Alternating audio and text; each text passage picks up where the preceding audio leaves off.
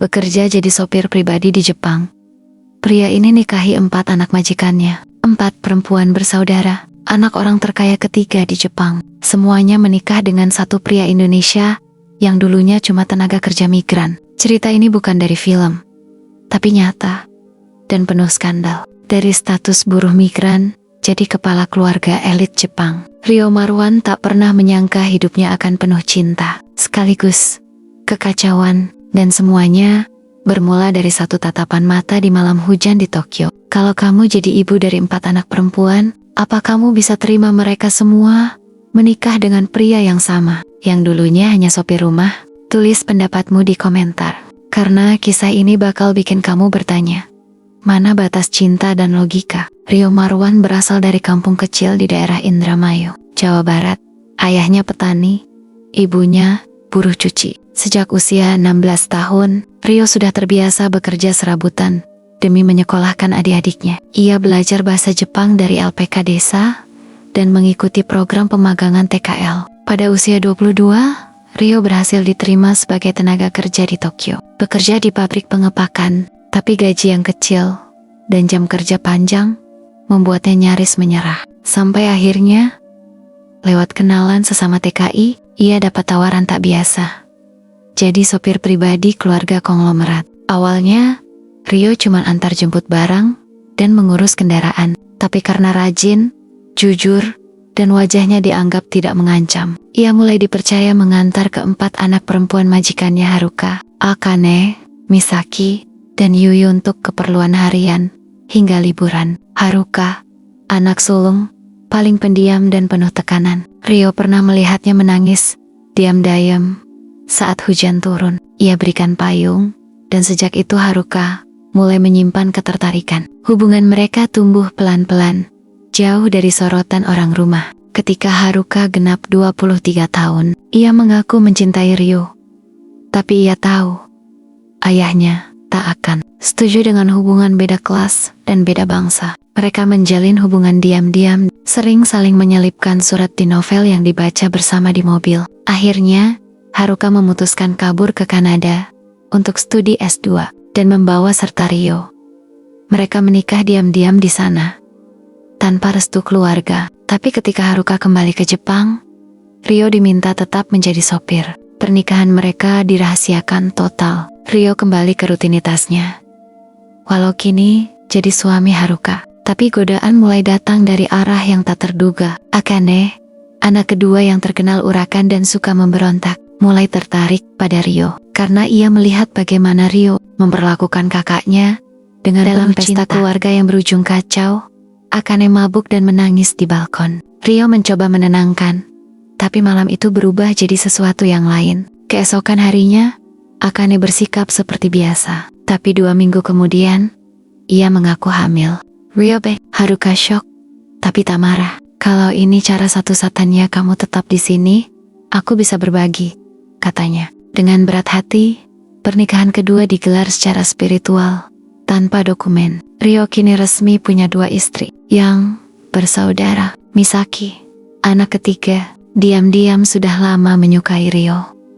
Tapi ia terlalu kaku dan terikat prinsip. Ia menolak keras saat tahu 2 kakaknya berbagi suami. Tapi waktu membuat temboknya retak. Ia merasa sendiri, tersisih, dan penuh kecemburuan. Ia mendatangi Ryo malam hari untuk bicara. Tapi pembicaraan itu jadi terlalu jujur, terlalu emosional. Mereka menangis bersama, lalu berpelukan, dan sisanya tak perlu dijelaskan. Misaki pergi selama 3 bulan ke biara, tapi kembali dengan keputusan bulat.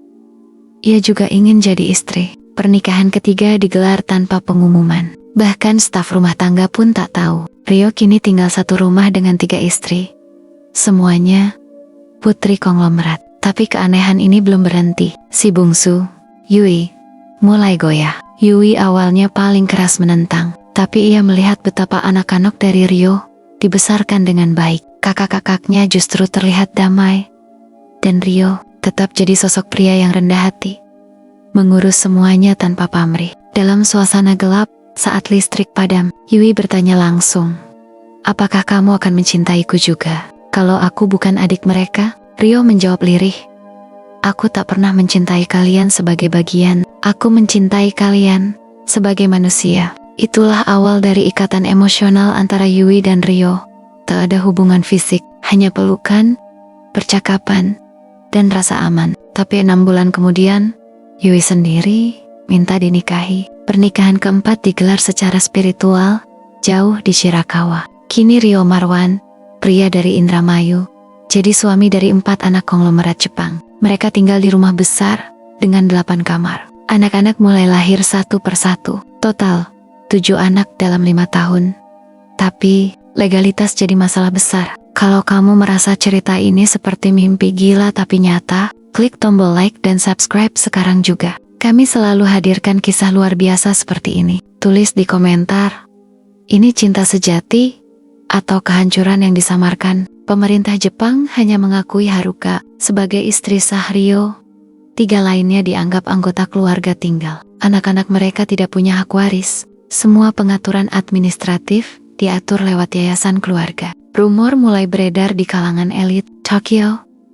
Rio dijuluki sang harimau Indonesia. Sebagian menyebutnya legenda hidup, sebagian lagi menyebutnya aib keluarga kaya. Tapi tak satu pun dari anggota keluarga Sakamoto yang mau tampil bicara di publik. Rio mulai mengalami tekanan batin. Ia tak bisa membedakan mana cinta sejati, mana pelarian, mana belas kasihan. Ia mulai menulis jurnal, bertanya pada dirinya sendiri, apakah aku ayah? Atau sekadar bayangan yang dipakai mereka berteduh? Suatu malam, Putri Misaki bertanya, Papa, kenapa Mama Haruka bukan Mama Yui?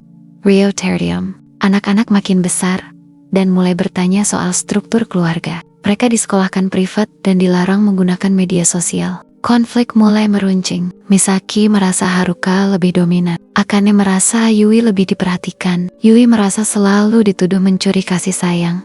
Rio nyaris meledak, tapi memilih diam. Ia takut semua runtuh jika ia angkat suara. Tuan Sakamoto akhirnya turun tangan. Ia temui Rio secara pribadi di ruang baca keluarga. Kamu mungkin pria baik, Rio, tapi kamu virus yang kami biarkan tumbuh. Kalimat itu menghantui Rio hingga kini. Sejak hari itu, Rio mulai menghilang dari rutinitas rumah. Ia pergi pagi-pagi, pulang tengah malam. Ia konsultasi ke psikolog Indonesia yang bekerja di kedutaan. Tapi jawabannya tetap sama. Ini bukan soal hukum.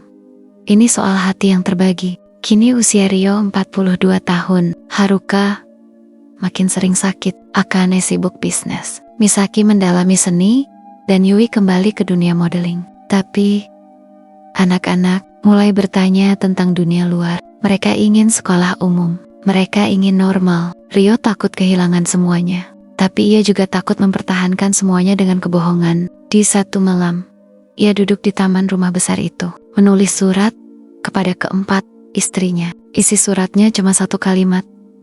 Aku mencintai kalian, tapi aku tak mencintai diriku sendiri. Dari TKL asal Indramayu, jadi kepala rumah tangga 4 istri di Jepang. Tapi semua itu tak dibangun dari impian, melainkan dari luka, kompromi, dan rasa bersalah. Ini bukan dongeng, ini realita yang terlalu rumit untuk diadili. Cerita ini diangkat dari kompilasi kisah anonim, diskusi forum Jepang, dan interpretasi dramatis untuk kepentingan narasi. Beberapa bagian telah disesuaikan. Ini bukan saran hukum atau moral, selalu konsultasikan dengan profesional. Kalau cerita ini bikin kamu geling-jeling kepala dan ingin tahu lebih banyak kisah nyata yang bahkan lebih gila dari sinetron, klik tombol like, share ke temanmu yang suka cerita unik, dan jangan lupa tulis pendapatmu di kolom komentar. Ini adalah Arista Story, tempat di mana fakta lebih gila dari fiksi. Sampai jumpa di cerita berikutnya.